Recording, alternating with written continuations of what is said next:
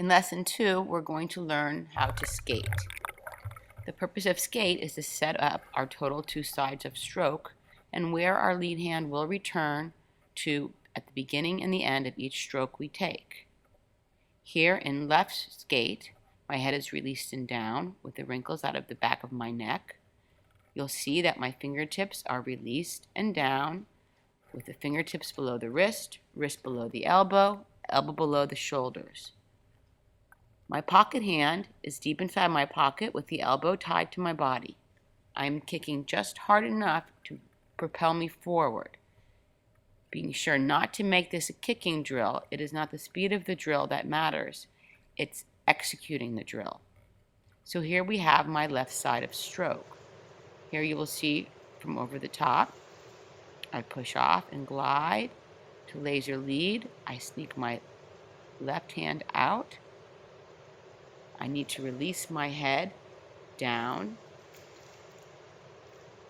taking the wrinkles out of the back of my neck, just being slightly rotated off my stomach, going through my checkpoints with my fingertips released and down, with those fingers below the wrist, wrist below the elbow, and elbow below the shoulder. Remember, we want to be just off our stomach. I may even seem slightly over-rotated here, so sometimes you must go to correction. From the front view, I go into my laser lead rotation, I sneak my right hand out, and I'm doing something very wrong. I'm leading with my head. You can see my head is pulled just slightly to the right.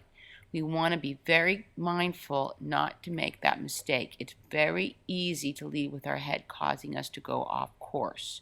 My head should be released and down with a delineation of a V between my head to the top of my arm.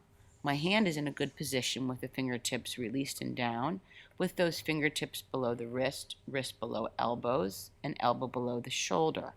However, you can see that slight torque in my body causing me to drift. Be careful not to do this.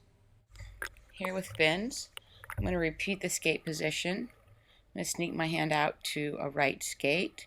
My head's still a bit cocked here, but I'm going to try to go through my checkpoints, head released and down, fingertips on a wide track, release below the wrist, wrist below elbow, elbow below shoulder, pocket arm tucked into my deep pocket with the elbow locked to my sides.